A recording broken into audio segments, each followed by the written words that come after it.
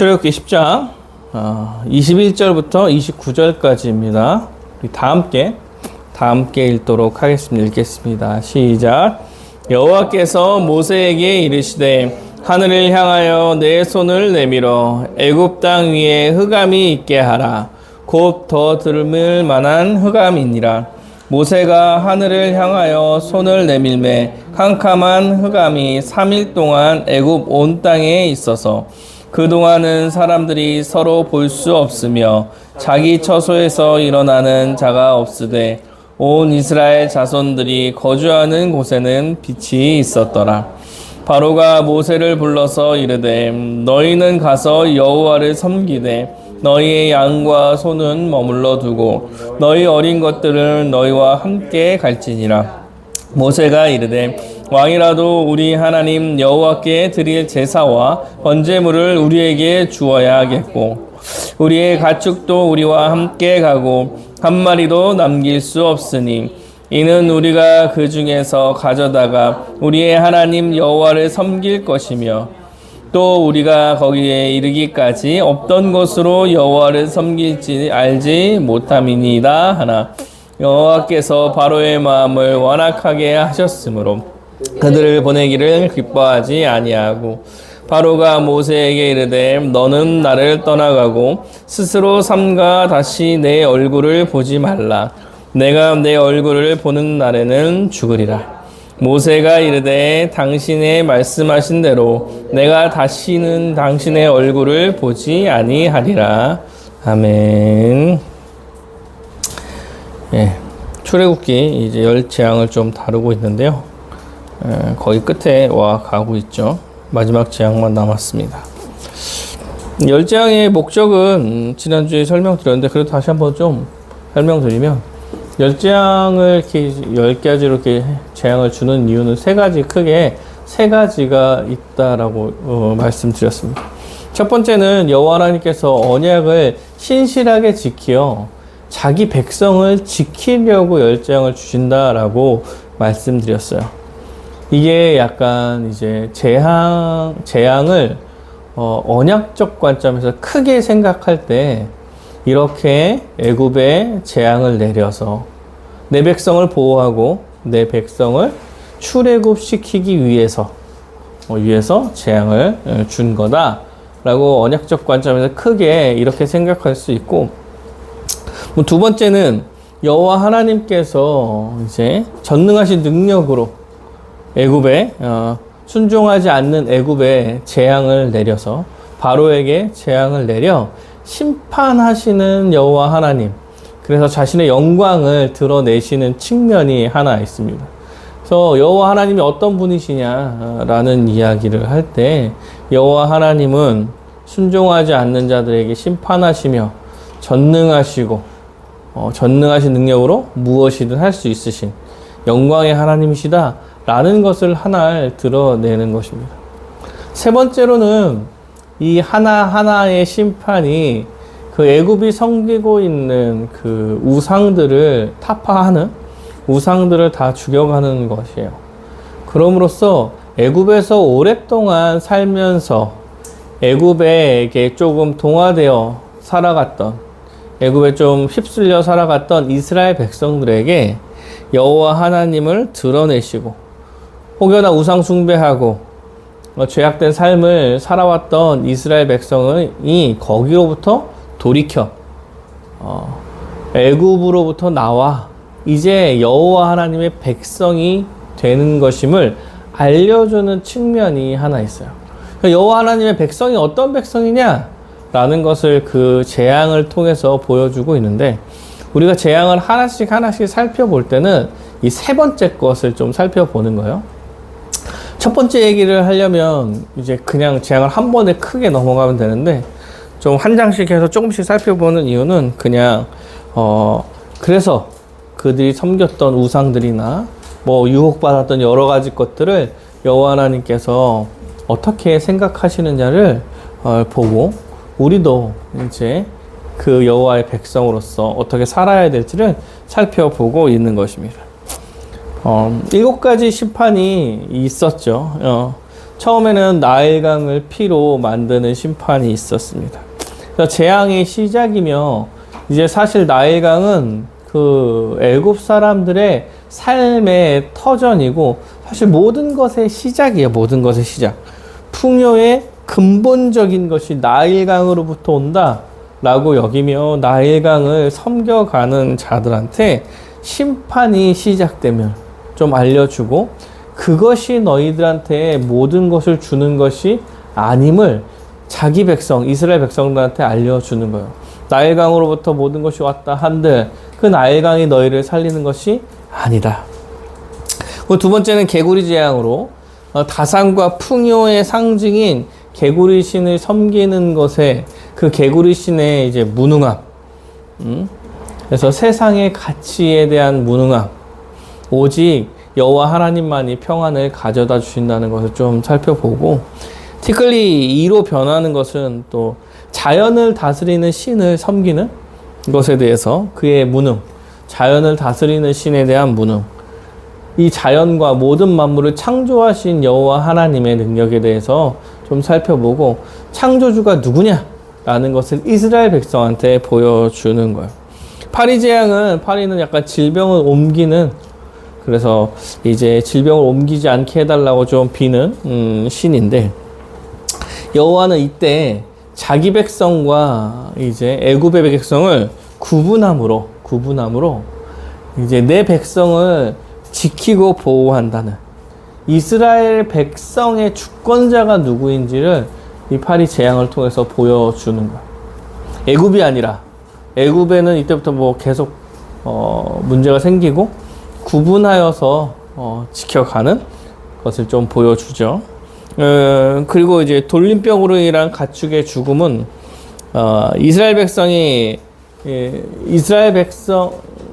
애굽 백성이 가지고 있는 가축, 그러니까 재산, 이런 것들이 실제 누구의 것이냐, 이의 문제예요. 다 가축이 죽고 나가고 이럴 때 하나님의 것, 소유에 대한 집착을 좀 버리고 모든 것이 주의 것임을, 주님께서 주시는 것임을, 주님께서 허락하시는 것임을 보여주는 것. 악성 종기는 의술과 치료의 신, 생명의 주관자 되시는 분도 역시 여호와 하나님이다. 우박 심판을 통해서는 사실 처음으로 돌이킬 수 있는 기회를 주고 경고를 하시죠. 경고를 한번 경고를 하시고 순종하는 자들한테는 애굽 백성도 사실 말을 들었을 때 살아남죠. 그 가축들이 기회를 주셔서 이제 그 심판 가운데서 구원하실 분이 누구인지 돌이켜 회개함으로 자신에게 돌아오라는 얘기를 좀 하고 있다. 우리한테도 비슷하게 적용되죠. 오늘은 8번째 심판과 9번째 심판에 대해서 좀 살펴보려고 합니다. 10번째 심판은 아마 6월절이랑 좀 같이 봐서 좀 제일 중요한 부분 중에 하나예요. 10번째 심판과 6월절이 성경 전체 맥락에서 되게 중요한 부분이어서 아마 나중에 보고 8번째와 9번째 심판을 좀 살펴보도록 하겠습니다. 8번째 재앙은 이제 메뚜기가 땅을 덮는 그런 재앙입니다. 여호와께서 모세에게 바로에게로 들어가서 그의 마음과 그의 신하들의 마음을 완강하게 함은 나의 표징을 그들 중에 보이기 위함이며, 그러니까 여호와 하나님께서 모세한테 바로와 그의 마음과 그의 신하들의 마음을 완강하게 한 것은 그들한테 표징을 보여주기 위해서, 이런 재앙들을 보여주기 위해서라고 얘기해요. 그런데 이 표징을 보여주는 이유는 그 애굽 백성과 애굽의 자손들이 그 대대로 여호와 하나님을 알게 하기 위해서 이 모든 일을 행하는 것이다 라고 말을 하고 시작해요. 그래서 모세와 아론한테 들어가서 히브리 사람 하나님 여호와께서 말씀하시기를 내가 어느 때까지 내 앞에서 겸비하지 아니하겠느냐. 그러니까 모세한테 얘기하는 거죠. 바로한테 가서 네가 언제까지 이렇게 교만하여 자신을 낮추지 않을 거냐? 이렇게 말하고 내 백성을 보내고 나를 섬길 수 있게 해라. 이렇게 말하라고 지금 이야기하는 거죠. 계속 얘기했죠. 계속. 한번 지금 7번째 심판까지 왔으니까 계속 이렇게 얘기했는데도 불구하고 아직도 겸손하게 자신을 낮추지 않고 있느냐라고 말하는 거죠. 만일 내 백성을 보내지 않으면 메뚜기 떼를 보낼 거다 이렇게 얘기해요. 그래서 메뚜기가 지면을 덮여서 사람의 땅을 볼 수 없을 것이다. 그러니까 메뚜기가 많이 와, 진짜 많이 와서 땅을 볼 수 없을 만큼, 그럼 땅에 다 메뚜기가 있다는 거죠. 다 메뚜기가 있다는 거예요. 메뚜기 날아오는 게 아주 무섭습니다. 무서워요, 진짜로. 가끔 어느 나라에 그렇게 좀 미국에 이렇게 메뚜기들이 한 번에 훅 훑고 지나갈 때 곡식을 진짜 다 갉아먹고 가긴 하더라고요. 근데 이후에도 이전에도 이런 것이 없을 거다라고 했기 때문에 아마도 우리가 상상하는 것보다 훨씬 큰 그런 양의 메뚜기들이 이렇게 쫙 덮어가는 거예요. 그래서 우박에 의해서 이제 심판을 받을 때 조금 견디고 살아났던 그 식물들과 이제 나무들이 다 그 메뚜기에 의해 먹잇감이 되고 다 사라질 거예요. 사라질 거. 그래서 이런 것들은 아마 보지 못할 거야. 지금까지도 전에도 없었고 지금까지 보지 못할 거야. 이렇게 이야기합니다. 그리고 나서 이제 이 사건을 보고 이제 8번째 재앙이 온 거죠. 이제 8번째 재앙까지 오니까 누가 조금 마음이 바뀌었냐면 신하들은 조금 이제 마음이 바뀌었어요. 신하들은 이제 마음이 좀 바뀌었습니다. 7장에 보면 바로의 신하들이 그에게 말하되 이렇게 어느 때까지 이 사람이 우리와 함정이 되리이까 그 사람들을 보내어 그들의 하나님 여호와를 섬기게 하소서. 이거 신하들이 왕한테 얘기하는 거죠. 언제까지 얘네들을 그냥 둘 겁니까? 그래서 우리한테 망하게 할 거냐. 빨리 보내라, 빨리 보내라. 왕은 아직도 애굽이 망한 줄 알지 못하시나이까? 이렇게 얘기해요. 그러니까 이미 애굽이 망했다 이렇게 얘기해. 망했다. 지금 많은 재앙을 거쳐오면서 이미 애굽은 쉽게 회복할 수 없을 만큼의 상황이 된 거예요. 먹을 것도 없고 가축들도 많이 죽었고 막 지금까지 막 여러 가지 고통들을 계속 당했죠. 그래서 회복하기가 당장 회복하기 좀 어려운 상황까지 온 거지. 그래서 신하들이 보기에는 지금 이미 망한 상황이에요. 망한 상황. 그래서 왕한테 얘기하는 거야. 아직도 애굽이 망한 줄 알지 못하시나이까? 이렇게 말합니다. 그래서 바로는요, 다시 모세와 아론을 데리고 옵니다. 그리고 얘기하죠. 너희 하나님을 가서 섬겨라. 그런데 섬겨라 이렇게 되는데 그 처음에 이제 모세와 아론이 조건을 걸었던 것에 대해서 다시 협상을 좀 하려고 해요. 그래서 누가 갈 거냐 이렇게 얘기해요.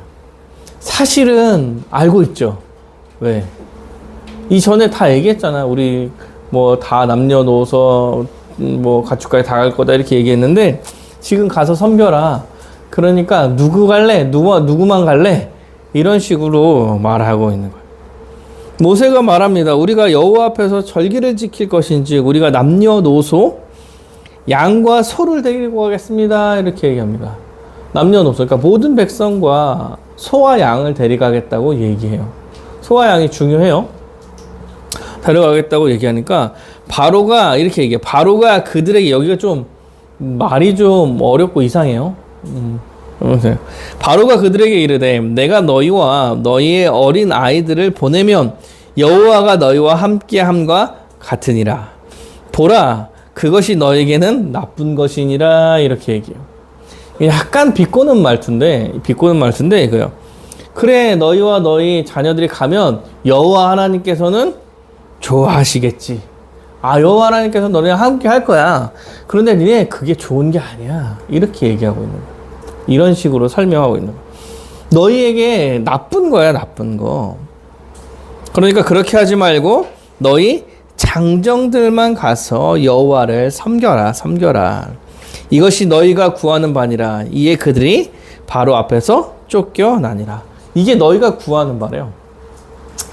재밌죠? 그 같이 가면은 좋겠지만 지금 바로가 같이 가서 그러면 하나님은 좋아하겠지만 사실 그건 너희들한테 나쁜 거야 라고 바로가 정해주고 있는 거예요. 그래서 여호와께서 모세한테 얘기합니다. 그래서 메뚜기를 땅에서 올라오게 하라. 이제 그 명령한 대로 이제 일이 벌어지는 거죠. 그래서 메뚜기가 올라와서 밭의 모든 채소를 먹게 합니다. 모든 채소를 먹게 해요. 그나마 우박으로 채소와 가축들이 많이 죽었는데 그나마 남은 것도 이제 다 이제 우박에 의해서 그 메뚜기에 의해서 없어지게 되는 거예요. 그러니까 메뚜기가 애굽 온 땅에 이르러 사방에 내림에 그 피해가 심하니 이런 메뚜기는 전에도 없었고 후에도 없을 것이라. 말씀하신 대로 그대로 되죠.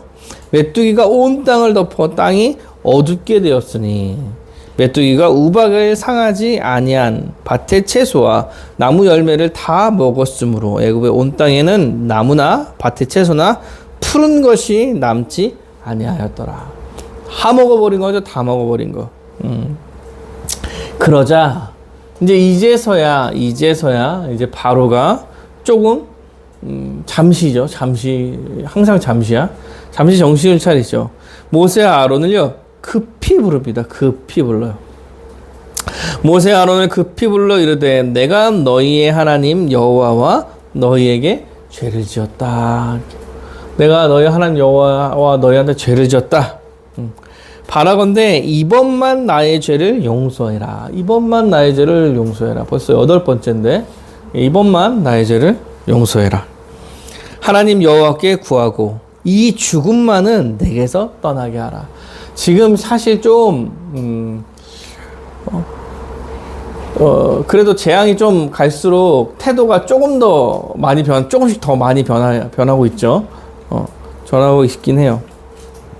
이 죽음을 내게서 떠나게 하라. 그가 바로에게 나가서 여호와께 구하매 여호와께서 돌이켜 강렬한 서풍을 불게 하셔서 메뚜기를 홍해물에 다 넣어서 한 마리도 없게 해요. 그러나 바울은 완악하여져서 이스라엘 자손을 보내지 아니함이라. 이렇게 하고 이제 8번째 재앙이 끝납니다. 이 8번째 재앙에서 좀 살펴볼 것은 이제 먼저 여호와 하나님께서 이 재앙을 통해서 애굽과 애굽의 자손들에게 나를 알게 하기 위함이다 라는 선언을 좀 해요. 무엇이든 할 수 있는 창조주 하나님, 능력의 하나님, 이것에 대해서 내 그 애굽의 자손과 그 자손들한테 알려주려고 내가 이렇게 8개, 지금 8개죠. 8개까지 해 나가려고 하고 있는 거야 라고 얘기해요. 이것은 이스라엘 백성한테도 마찬가지였을 거예요. 여호와 하나님, 다시 나타난 여호와 하나님. 이스라엘 백성한테는 사실 다시 나타난 여호와 하나님이에요. 왜냐면 400년간 그 종살이 하면서 야곱 요셉 이후에 오랜 기간 동안 있으면서 다시 나타나신 거니까 그가 어떠한 능력을 갖고 있는지 이스라엘 백성한테도 지금 그 사건은 중요한 사건인 거죠. 그래서 여호와 하나님께서 이스라엘 백성한테도 자신의 능력을 알리고 계신 거예요. 먼저 신하들이 알게 됐어요. 사실은 먼저 이제 신하들이 알게 된 거죠. 왜냐면 신하들이 얘기하잖아. 이게 신하들이 100기를 들었어요. 100기를 든 거예요. 저번까지는 신하들도 완악했다 이렇게 얘기해요. 7번째까지는 아마 그럴 거예요. 근데 8번째 와서는 이제 신하들도 100기를 들었어요. 왜? 우리가 망한 것을, 애굽이 이미 망한 것을 왕이 아직 모르냐라고 이야기하죠. 빨리 보내라, 빨리 보내라. 지금 망한 상태다, 망한 상태. 사람들도 병들어서 시들시들 거렸고, 그렇죠? 죽은 사람들도 꽤 있을 거예요. 그렇게 보면 동물들도 병들어 많이 죽었고, 식물도 죽고, 그나마 남은 그 곡식들도 다 없애버리겠다라는 경고를 하고 있는 상황에서 신하들은 이미 백기를 들어서 자기 목숨을 구걸하려고 하는 거죠. 이럴 때 바로의 죄가 아주 명확하게 드러나고 있어요. 이럴 때 바로는 아주 명확하게 자신의 죄를 드러내고 있는 거죠. 왜요? 악한 모습이 드러나잖아. 자신을 섬기는 것이, 니네들 여호와 하나님을 섬기러 누가 갈 거냐? 이렇게 질문을 하잖아. 누가 갈 거냐? 다 가야 되는데, 이미 다 가야 된다는 걸 알고 있지만, 누가 갈 거냐라고 하면서 사실은 모세와 아론을 비꼬고 있는 거예요. 그래서 지금 그냥 사실은 메뚜기가 온 건 아니고 지금 협박하고 있는 거죠. 협박하고 있다고 말해도 될지 모르겠지만, 말하고 있는데, 니네들 다 같이 가면 여호와 하나님은 좋아하시겠지. 이렇게 얘기해요. 여호와 하나님은 좋아하시겠지. 근데 그거 너희들한테 좋은 거 아니야? 이렇게 얘기해요. 왜 그럴까요? 왜 그럴까요? 왜? 가서 여호와를 섬기면 여호와가 좋아하겠지만 너희들한테 좋은 게 아니야. 왜? 왜? 이거 왜냐면 너희들은 내 안에서 내가 통치하고 있을 때 훨씬 더 행복하게 살 수 있는 거야. 그러니까 장정들만 가서 그냥 섬기고 와. 나한테 있을 때 더 나아. 이런 형식의 이야기를 하고 있는 거예요. 그 여호와 하나님이 지금까지 이만한 걸 막 보여줬는데, 그리고 막 죽을 고비가 많이 넘어갔음에도 불구하고 마음이 완악해져서 그 여호와를 섬겨서 여호와 앞에 있는 것보다 지금 내 말을 듣는 게 너희들 나을 거야 라고 이야기하고 있는 거예요. 사랑하는 여러분, 실제적 권력이 사실 지금 바로한테 있죠. 바로는 그런 생각을 하고 있는 거야. 근데 이스라엘의 주인이 나야. 너네들 종살이 하고 있으니까, 애굽에 종살이 하고 있으니까 너네들의 주인은 나고 내가 너희들한테 먹을 것과 입을 것을 주는 거야. 그 여호와 하나님 섬겨야 어쨌든 결국에는 내 말을 듣고 내가 결정해야 너네들은 잘 사는 거 아니냐? 이런 식으로 말하고 있는 거야. 그 눈에도 보이지 않는 하나님, 몇 개 보여주시긴 했지만, 그를 가서 섬기는 것보다 다 같이 가서 섬기면 그 신을 좋아할 수 있겠지만, 나한테 있는 게 훨씬 그건 나쁜 선택이야. 라고 지금 말하고 있는 거예요. 지금 여호와 하나님과 자기를 비교하며 자신이 더 낫다는 이야기를 하고 있는 거예요. 여호와 하나님께서 이렇게 계속 많은 것을 보여주셨음에도 불구하고 그가 눈에 보이지도 않고 실제로 권력을 잡은 내 밑에 있는 게 낫지 않겠느냐, 내 말을 듣는 게 낫지 않겠냐 라고 이야기하고 있는 겁니다. 지금 아주 교만해 있는 거예요. 그러니까 3절에 그렇게 얘기하는 거야. 내 앞에서 언제까지 겸비하지 아니하겠느냐. 이런 게 약간 복선 같은 거죠. 너 언제까지 이렇게 교만해 있을 거야? 라고 그 교만의 극치를 지금 보여주고 있는 거예요. 근데 결과가 아주 재밌죠. 그래서 결국에 메뚜기가 와서 모든 음식과 나무와 푸른 것을 다 없애는 순간 지금 바로는 모세와 아론을 다른 때와 다르게 급히 부릅니다. 급히 불러. 이 약간 긴급해 보이죠. 이거 말이 되게 긴급해 보여. 바로와 모세가 16절에 보면 바로가 모세와 아론을 급히 불러 이르되 내가 너희의 하나님 여호와와 너희에게 죄를 지었다. 급히 불러서 바로 야 우리가 죄를 지었어. 야 되게 잘못했어. 이번만 용서해 주자. 이번만. 이런 식으로 사실 급하게 얘기하고 있는 거예요. 왜 그랬냐 할 때 그 바로의 발언이 나오죠. 17절에 너희의 하나님 여호와께 구하여서 뭐라고 얘기하면 이 죽음만은 내게서 떠나게 해달라 이렇게 말하고 있어요. 지금 바로가 죽을 만큼 지금 죽음이 눈앞에 왔구나라고 죽을 만큼 어려움을 겪고 있는 상황이라고 판단한 거예요. 급하죠. 그러니까 급해서 모세와 아론을 부른 거고, 모세와 아론을 불러서 빨리 용서를 구했고 여호와 하나님께 빌어서 이 죽음만큼으로부터는 우리를 벗어나게 해라. 나를 벗어나게 해라. 내가 죽는 것만큼은 나에서 벗어나게 해달라. 기도해라. 이렇게 얘기하는 거예요. 바로가 지금 죽음이 매우 두려웠던 거예요. 죽음이. 아까 자신만만해서 조금 그냥 메뚜기가 올 거야 이런 약간 협박 아닌 협박 같은 거 할 때는 여호와 섬기는 것보다 자기 섬기는 게 낫지 않겠냐, 내 말을 듣는 게 낫지 않겠냐 라고 이야기했지만, 대조적으로 여호와께서 보내신 재앙으로 인해서 죽음을 눈앞에 봤을 때 이들이 무력한 모습으로 회개하고 돌이키며 말하고 이럴 수밖에 없는 사람이라는 거예요. 똑같은 사람일 수밖에 없다는 것을 보여주는 것이죠. 그러나 또 완악하게 돼서 그 말을 듣지 않았지만 죽음 앞의 공포가 바로를 이전보다는 조금 더 빨리 돌이키고 무릎 꿇게 만든 거죠.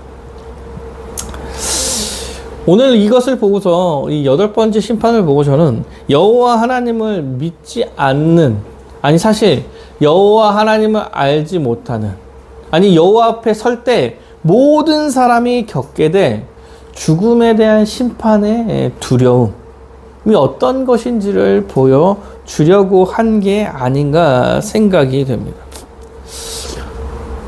사람이라면 누구나 죄를 지어서 여호와 앞에 심판 앞에서 죽음을 앞에 두고 두려워 떨며 나갈 수밖에 없는 거예요. 인간은 죄를 지어 누구나 다 죽어 마땅한 존재로 사망의 두려움 가운데 달려가야 하죠.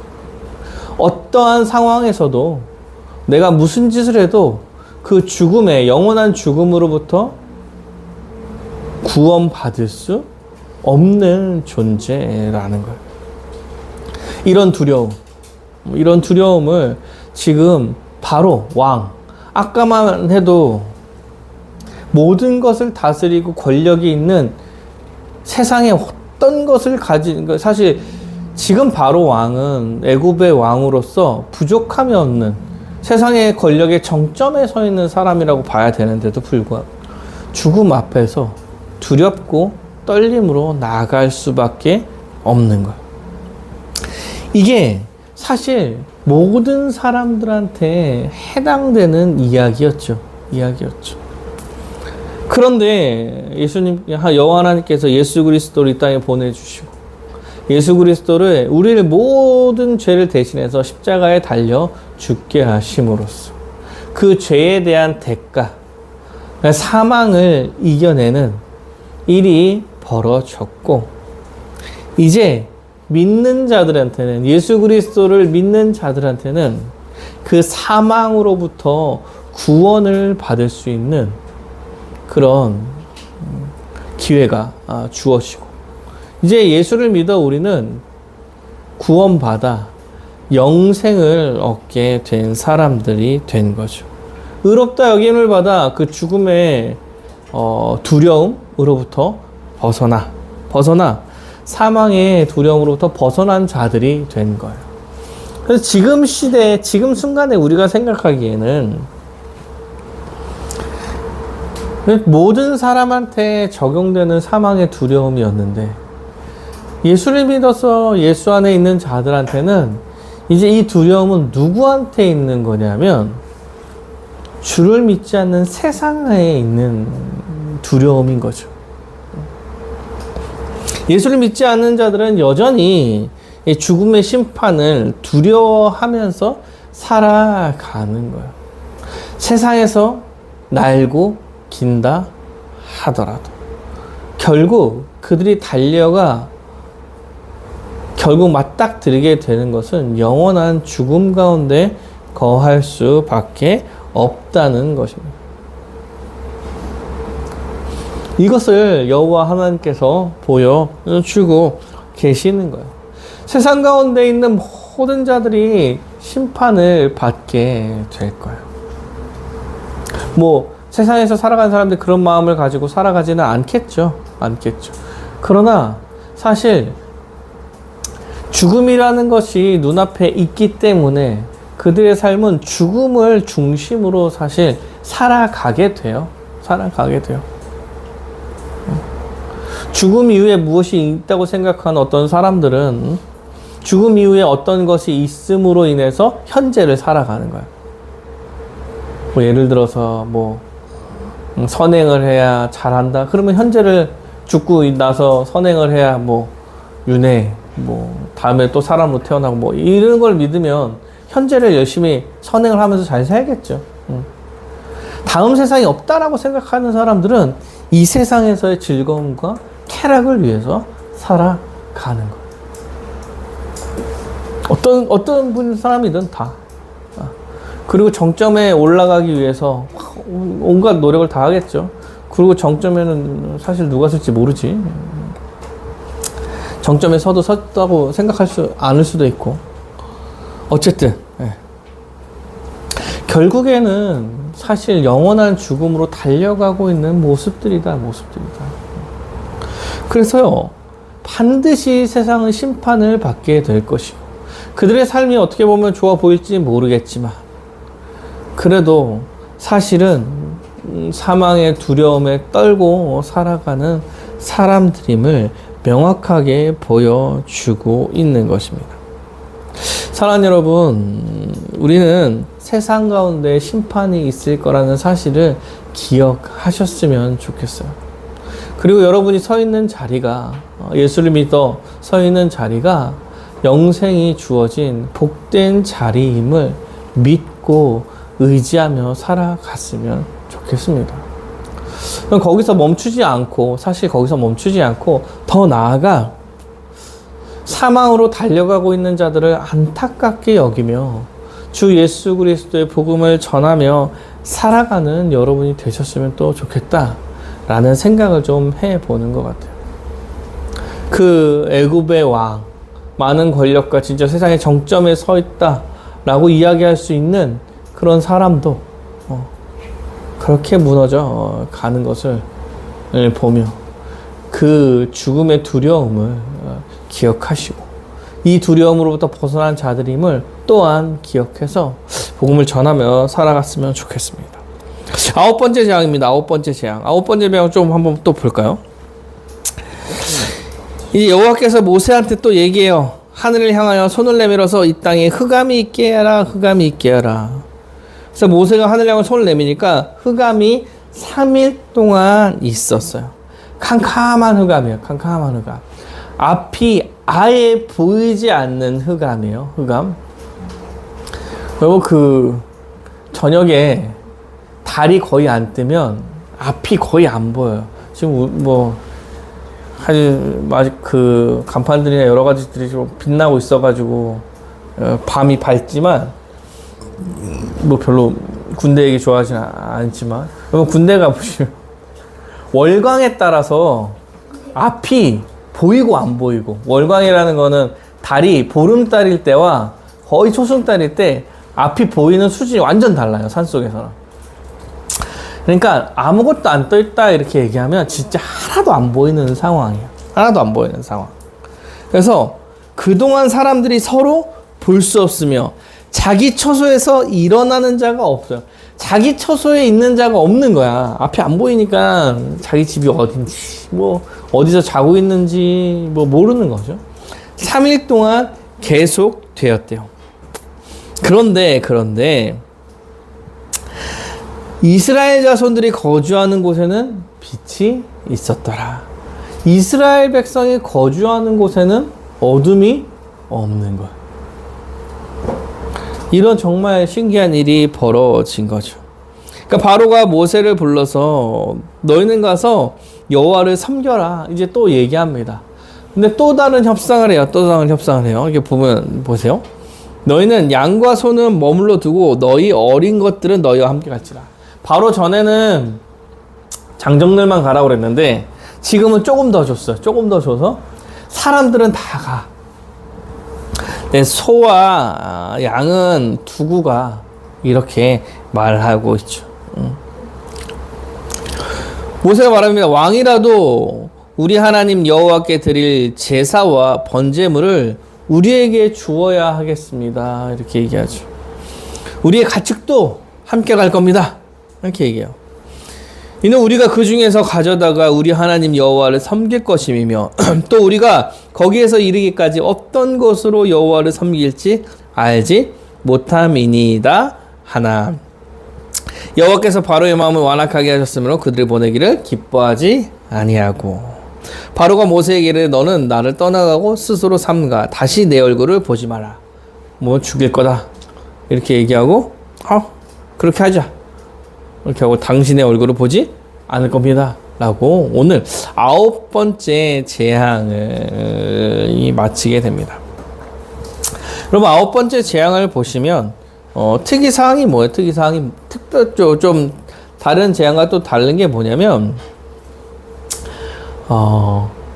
어둠이 깔리고 빛이 있었다. 이게 약간 대조되는 느낌이 좀 납니다. 여러분 애굽의 태양신이 라라고 그래요. 라. 그리고 애굽에서는 태양신이 제일 능력 있는 신이에요. 애굽 백성의 태양신은 최고입니다. 최고. 그런데 3일 동안 태양이 뜨지 않고 암흑 속에 있었다는 것은 애굽 백성들한텐 태양이 뜨지 않는 것은 절망인 거예요. 절망. 자신을 지켜주고 있던 가장 큰 신이 이제 우리를 떠나게 된 것과 마찬가지가 되는 거예요. 그런데 어디 빛이 있어요? 어디 빛이 있어요? 이스라엘이 거주하는 곳에는 빛이 있었다라는 거죠. 그러니까 애굽한테 얘기하는 거예요. 진정한 태양, 진정한 빛이 어디에서부터 나는 것이냐라고 이야기할 때 정말 진정한 빛은 여호와 하나님께서 그의 백성들한테 부어주시는 것을 명확하게 말하고 있는 거예요. 너네들이 믿고 있는 그 신이 다 미신이고 그들은 다 무너진 신들이고 지금 진정한 신은 여호와 하나님밖에 없다. 그 빛, 너네들이 그렇게 갈구하던 그 태양신은 이제 암흑 속에 잠기고 이스라엘 백성들, 나의 백성들한테만 빛이 허락된 거예요. 여호와 하나님과 함께하는 그 백성에게는 은혜가 베풀어지고 애굽에는 어둠과 죽음의 향기가 드리워진 것입니다. 그런데 이렇게까지 왔는데도 불구하고 바로는 또 이제 이스라엘 백성들에게 거짓을 또 행하려고 하죠. 어떤 얘기를 하면 양과 소에 대한 얘기를 해요. 양과 소. 양과 소는 데려가지 말아라. 그런데 이 양과 소의 역할이 무엇입니까? 역할이 무엇이에요? 25절에 보면 이렇게 얘기해요. 모세가 이르되 왕이라도 우리 하나님 여호와께 드릴 제사와 번제물을 우리에게 주어야 하겠고 지금 양과 소를 데려가는 이유가 뭐냐면 여호와 하나님 앞에 제사를 드리려는 거예요. 번제물로 여호와께 드리려고 하는 거예요. 그래서 가축도 함께 가야 된다라고 얘기해요. 그래서 우리가 하나님 26절에는 우리 하나님 여호와를 섬길 것이며 또 우리가 거기서 이르기까지 어떤 것으로 여호와를 섬길지 알지 못함으로 그 양과 소들 다 가축들을 다 데리고 가겠습니다라고 이야기하는 거예요. 지금까지 이스라엘 백성들한테 여호와 하나님을 섬기는 게 제사로서 주어진 거예요. 뭐 이렇게 제사를 해라. 지금까지는 아주 명확하게 알려줬다라고 이제 성경에서 기록된 데는 없지만 사실 타락하고 가인과 아벨이 처음 하나님께 제사를 드렸죠. 그래서 사실 하나님을 예배하는 방법과 방식을 제사로서 여호와께서 가르쳐 줬다고 봅니다. 그때 그래서 여호와께서 양으로 가축의 피로써 드리는 제사를 받으세요. 그래서 사실 가축의 피로 제사를 드린다는 사실을 명확하게 알고 있는 거예요. 여호와 하나님께서 알려주신 제사의 방식인 거예요. 피 흘림의 제사, 번제물이라는 게 피 흘림의 제사예요. 죽여서 완전히 태우는 거거든요. 죽여서 완전히 태우는 거. 이 제사를 드려야 하는 거예요.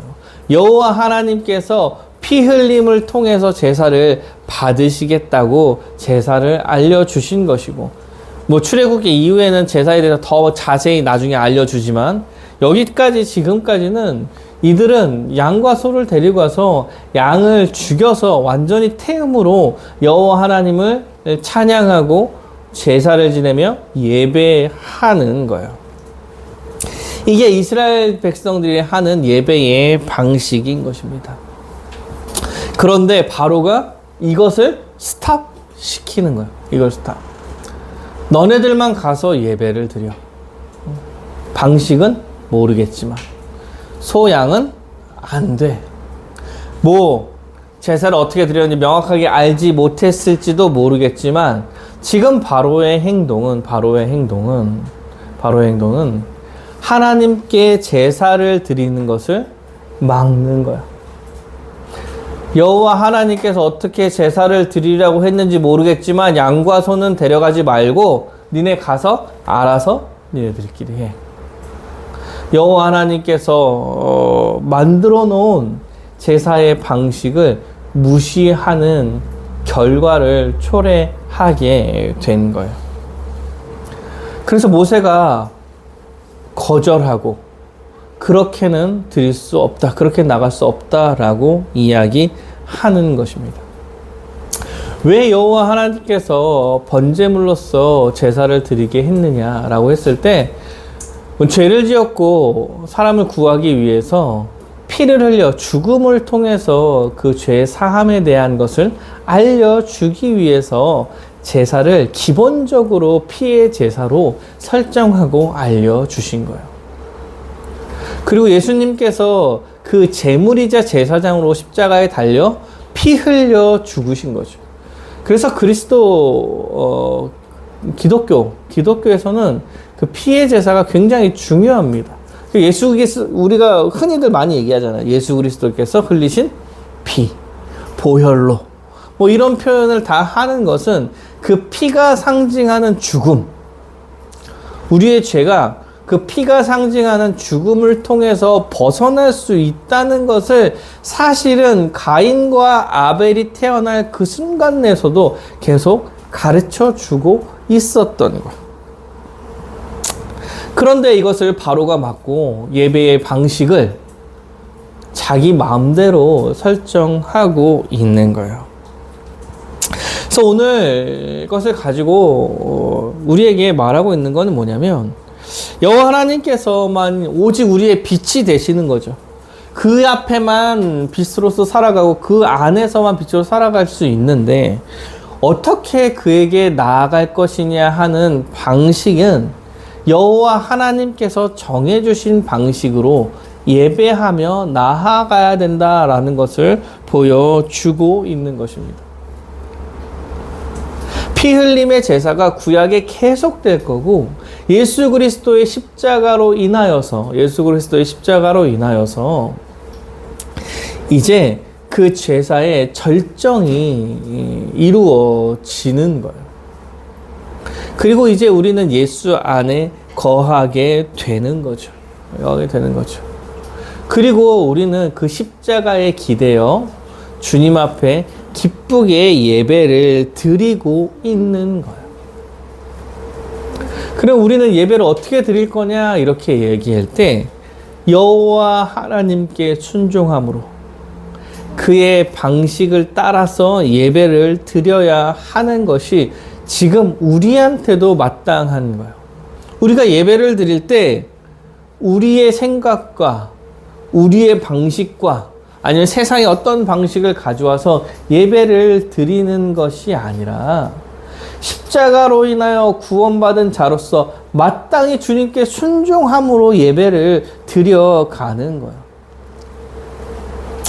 사랑하는 여러분, 그래서 우리는 하나님께서 원하시는 예배를 드려가야 하는 것입니다. 다른 사람이 기준으로 정해준 것으로 예배를 드리는 게 아니라는 거예요.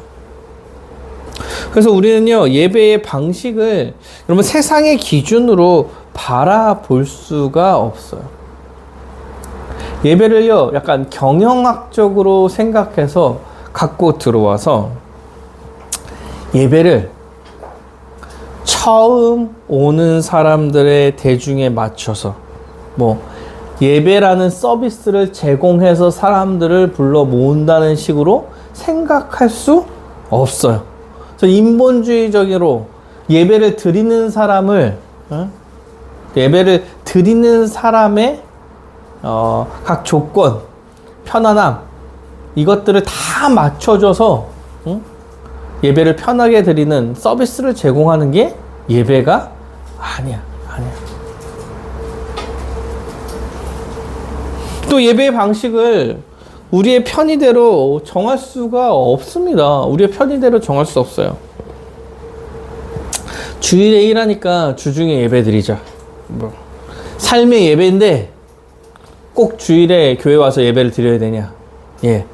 여러분, 이게 큰 의미에서 틀린 얘기는 아니야. 틀린 얘기는 아니야. 그런데 사랑하는 여러분, 주일에 일하니까 주중에 예배 드려야 되지? 삶이 예배인데 꼭 주일에 교회를 가서 예배를 드려야 되나? 왜 이런 생각을 하는 거예요? 이 생각의 근본에 뭐가 있는 거야? 나는 예배보다 일이 중요하니 내 일에 맞춰서 예배는 시간을 바꿔 드려야지. 여러분, 이런 생각으로 결정하는 거 아닙니까? 이런 게 삶의 예배인데 꼭 주일에 예배를 드려야 되나? 주일에 가서 예배를 드리고 싶지 않아. 그냥 그런 마음에 핑계 대는 게 아니냐는 거야. 아니냐는 거야. 여러 가지 핑계로 내가 하고 싶은 일과 내가 하는 일에 하나님을 섬기고 찬양하고 예배하는 일이 밀리는 거야. 밀려. 예배의 방식을 자신의 편의대로 생각하면서 드리려고 하는 거죠. 문구 자체들이 틀리지 않아요. 문구 자체들이 틀리지 않지만 왜 그렇게 하려고 하느냐의 마음 자세가 굉장히 틀린 경우가 많이 있습니다. 사랑하는 여러분, 또 있습니다. 예배를 우리가 원하면 드리고 그렇지 않으면 드리지 않는, 그리고 감정의 유무로 예배를 이야기할 수가 없어요. 이번 주에는 죄를 너무 많이 지었으니까 난 예배를 드릴 자격이 없어서 예배를 드리지 말아야지. 요즘은 예배가 은혜가 없어. 그래서 당분간 좀 쉬어야겠어. 여러분, 누구 기준으로 누가 어떤 얘기를 하는 겁니까? 여러분, 은혜 받아서 은혜 받으려고 예배를 드리는 거예요? 사랑하는 여러분, 다시 생각하셔야 돼요. 은혜를 받은 자로서 예배를 드리는 거예요. 은혜를 받기 위해서 예배를 드리는 게 아니라 예수 그리스도의 십자가의 은혜로서 우리는 이미 하나님 나라에 들어간 백성, 구원받은 백성으로서 주님께 감사하며 찬양을 드리는 거지, 은혜를 받기 위해서 드리는 게 아니라니까요. 물론 예배를 드리면 은혜가 주어지죠. 그런데 요새 내 감정이 좀 안 좋아가지고 은혜 못 받으니까 예배를 드리지 말아야지. 이런 것은 아주 교만한 자기중심적, 자기가 생각하는 예배의 기준을 가지고 평가하고 예배를 드리는 것 뿐이에요. 하나님께서 기뻐하시는 예배의 방식, 하나님께서 기뻐하시는 예배를 드리려는 생각이 없는 거예요. 다 자기중심, 세상, 여러 가지 다른 목적에 의해서 예배를 드리는 것입니다. 사랑하는 여러분, 우리는 언제나 성경적 기준으로 예배를 드려야 합니다. 교회의 사명은요, 예배 하나죠. 여러분 기억하시나요? 교회의 사명은 예배예요, 예배. 예배, 양육, 선교가 3대 사명이라고 이야기하는데 다 예배죠. 다 예배. 기쁨으로 구원받은 자로서 주님께 감사하며 주님을 찬양하고 섬기는 예배를 드리는 거고, 주님께 더 잘 예배를 드리기 위해서 말씀으로 다져지고 주님을 더 알아가려고 하는 거예요. 주님께서 원하시고 바라시는 게 무엇인지 더 잘 알 때 더 예배를 잘 드릴 수 있을 테니까, 주님을 더 잘 섬길 수 있을 테니까 양육을 받는 거죠. 그리고 나만 혼자 이렇게 기쁜 예배를 드릴 수 없으니 너도 같이 드려보자 라고 해가지고 선교요, 전도를 하는 거잖아. 우리의 사명은, 우리의 인생의 목적의 하나, 목적은 사실 하나요, 하나. 예배하는 삶, 예배하는 삶. 그 예배는 사랑하는 여러분, 그 여호와 하나님께서 원하시는 예배인 거예요. 방식과 형식이 사실 있어. 마음에서 나오는 방식과 형식이 있다는 거예요. 사랑하는 여러분, 예배를 여호와 하나님께서 원하시고 그의 기준에 합당한 예배를 드렸으면 좋겠습니다. 어떻게 해야 될까요? 어떻게 해야 될까요? 예수 그리스도의 십자가를 기억하며 감사함으로 예배를 드리는 것과, 두 번째 사명, 양육. 주님을 더 알아가기 위해서 노력하는 거죠. 노력해서 어떻게 하면 주님을 더 잘 섬기고 예배할 수 있는 것인가. 고민하고 행하는 것.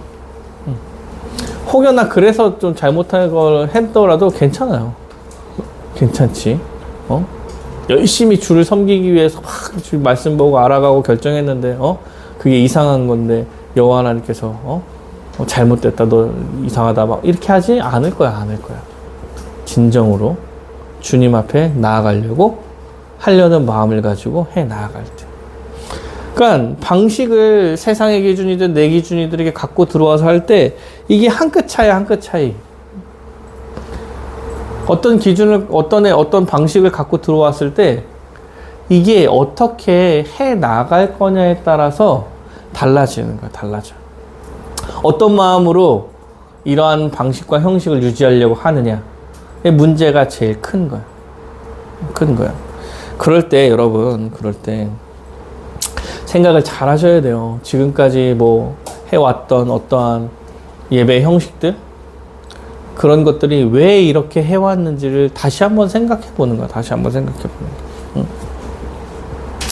그리고 내 편의대로, 내가 원하는 대로, 내 것에 맞춰서, 내 감정에 휩쓸려서 드리는 예배가 아니라, 내 감정이 어떻든, 상황이 어떻든, 무엇이 어떻게 주어지든 우리는 주 예수 그리스도의 십자가의 은혜로 구원받은 자로서 주님을 찬양하고 주님을 예배하는 자리에 서야 하는 것입니다. 말씀을 마무리하려고 합니다. 사랑하는 여러분, 죄로 인해서 죽음 가운데 달려가던 우리를 여호와 하나님께서 예수 그리스도를 보내주셔서 그에게 모든 죄에 대한 대가를, 형벌을 받게 하심으로 우리를 구해내신 거예요. 그런 구원 가운데 있는 우리는 주님을 찬양하며 주님을 높이고 예배하는 삶을 살 수밖에 없는 것입니다. 주 예수 그리스도의 십자가를 기억하며 오직 주님만 찬양하고 예배하는 여러분이 되시기를 간절히 바라겠습니다.